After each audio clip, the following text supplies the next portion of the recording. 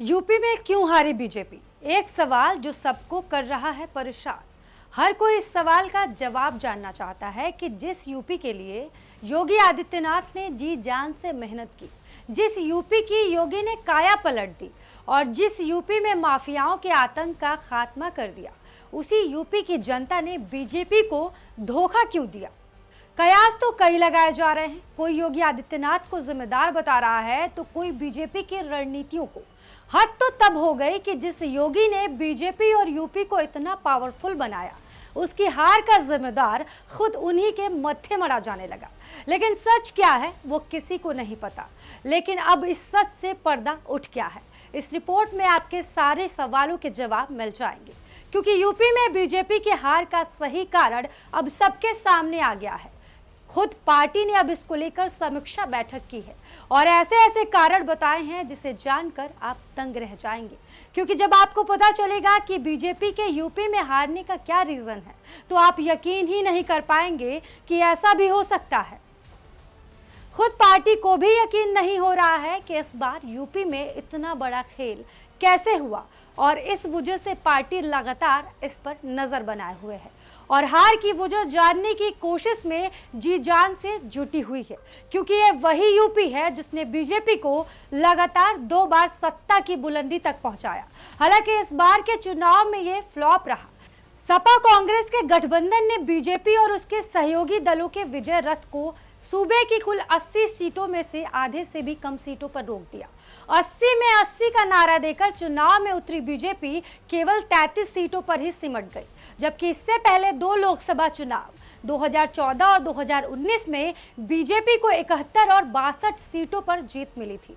लेकिन 2024 के लोकसभा चुनाव में बीजेपी को बड़ा झटका लगा और पार्टी की रणनीति पूरी तरीके से फेल हो गई और बीजेपी अयोध्या में भी हार गई।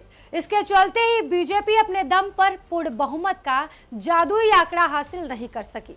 ऐसे में सवाल उठा कि 2014 और 2019 में पीएम मोदी को सत्ता तक पहुंचाने वाले यूपी में बीजेपी इस बार कैसे हार गई और हारने का क्या कारण रहा। खास बात तो यह है कि यूपी में बीजेपी के हारने से आरएसएस भी काफी टेंशन में है और उन खामियां और बातों पर ध्यान दे रही है जिस वजह से ऐसा हुआ। और अब पार्टी की स्पेशल टीम ने जो रिपोर्ट तैयार की है उसमें खुलासा हो गया है कि आखिर ऐसा किसकी वजह से हुआ और अब उनके साथ क्या होने वाला है। चलिए ज्यादा देर ना करते हुए आपको अब बता ही देते हैं कि यूपी में बीजेपी के हारने का मेन रीजन क्या रहा है। दरअसल करारी हार के बाद बीजेपी की कोर कमेटी की बैठक हुई और हारी हुई 44 सीटों को लेकर काफी विचार विमर्श किया गया और यूपी कोर कमेटी की बैठक में स्पेशल टीम की समीक्षा रिपोर्ट रखी गई और इस रिपोर्ट में कई बातों का जिक्र किया गया। हार की समीक्षा कर रही बीजेपी की स्पेशल टीम ने प्रदेश नेतृत्व को विस्तृत रिपोर्ट सौंपी जो कोर कमेटी में रखी गई। बीजेपी ने 3 स्तरों पर रिपोर्ट तैयार कराई। इसमें पहली रिपोर्ट लोकसभा में हारे सांसदों ने अपने स्तर पर तैयार की, दूसरी रिपोर्ट मंडल स्तर पर पदाधिकारियों ने मिलकर तैयार की, तीसरी अहम रिपोर्ट जिलों में भेजे गए पर्यवेक्षकों ने तैयार की है। रिपोर्ट में यूपी में खराब प्रदर्शन की मेन वजह जो है, खास तौर पर जिलों में अधिकारियों के व्यवहार और भीतरघात के बारे में कहा गया है। उत्तर प्रदेश में लोकसभा चुनाव में बीजेपी को मिली हार के बाद माहौल अब पूरी तरह से बदला नजर आ रहा है। हालांकि यूपी में पहले इस तरह का माहौल देखने को नहीं मिलता था, लेकिन चुनावी हार के बाद अधिकारियों की लगातार बीजेपी नेताओं के साथ नोकझोंक हो रही है।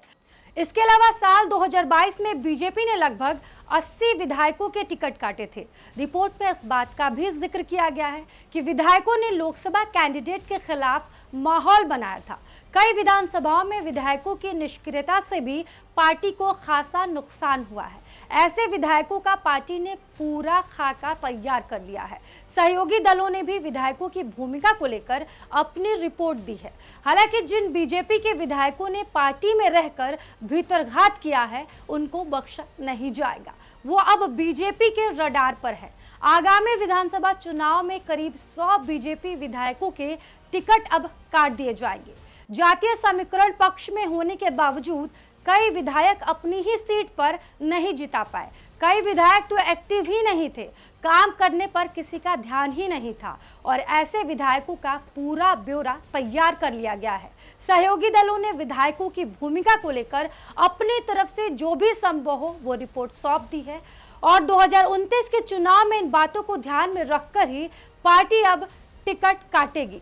लचर चुनावी प्रबंधन का बीजेपी को बहुत नुकसान उठाना पड़ा है 2024 के चुनाव में। अब लखनऊ से लेकर दिल्ली तक बीजेपी के रणनीतिकारों की नींद उड़ी हुई है। हाल ही में यूपी बीजेपी अध्यक्ष भूपेंद्र चौधरी ने दिल्ली में राष्ट्रीय अध्यक्ष जेपी नड्डा से भी मुलाकात की। लगभग इनकी मुलाकात 35 मिनट तक चली। बैठक में चुनाव परिणामों पर चर्चा हुई। बैठक के बाद अगले महीने में संगठन में बदलाव की बड़ी संभावना जताई गई है। 15 जुलाई के बाद बीजेपी संगठन में व्यापक पैमाने पर बदलाव देखने को मिल सकता है और भीतरघात करने वाले अफसरों और पार्टी के नेताओं की खटिया खड़ी हो सकती है, क्योंकि अब ना तो योगी और ना ही मोदी और ना ही शाह किसी को माफ करने के लिए तैयार है और अब योगी तो फुल एक्शन मोड में नजर आ रहे हैं और ऐसे में जब पार्टी के लोगों ने ही दगाबाजी की है तो सजा मिलना तो तय है। वैसे क्या लगता है आपको, दगाबाजी करने वाले नेताओं को क्या सजा मिलनी चाहिए? कमेंट सेक्शन में अपनी राय जरूर बताइएगा।